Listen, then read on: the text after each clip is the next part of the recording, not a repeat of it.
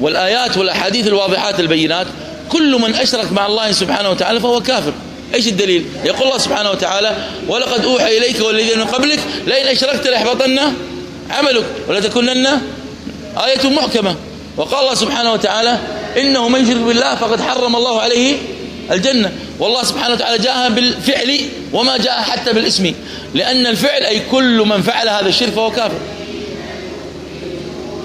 وحتى الرسول ماذا قال؟ قال: من قال لا إله إلا الله وكفر بما يعبد من دون الله.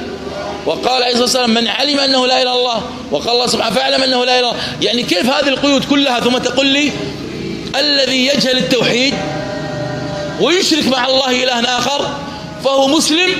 اسمع الكلام، فهو مسلم. لماذا؟ لأنه جاهل التوحيد.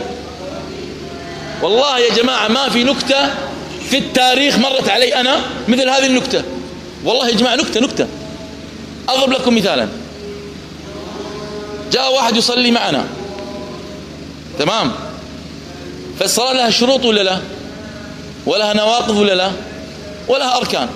فجاء واحد وما توضأ، تعمد أنه لا يتوضأ، فقد شرط ولا لا؟ لأن الوضوء شرط في صحة الصلاة ولا لا؟ قال: أنا ما توضأت، الله أكبر، وصلى الظهر معنا. ثم في آخر ركعة أخرج ريحا بصوت سمعناه،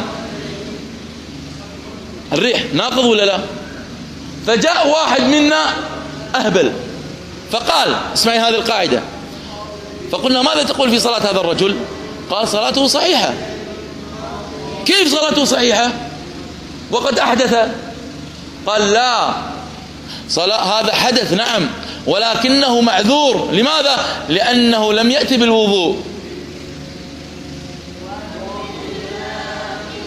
اسمعوا التوحيد الآن وطبق على التوحيد. اسمعوا، اسمع. أقول على التوحيد. تأتي لهؤلاء تقول له: اتخذ إلها مع الله. يقول لك: نعم اتخذ إله مع الله، نقيضا من الإسلام. يقول لك: نعم نقيضا من الإسلام، لكن هو مسلم. كيف مسلم؟ قال: لأنه يجهل معنى لا إله إلا الله. انتبهت؟ نفس الفكرة. علم لا إله إلا الله شرط في صحة الإسلام، والوضوء شرط في صحة الصلاة. هذا جاء بنقيضة الحدث وهذا جاء بنقيضة الشرك.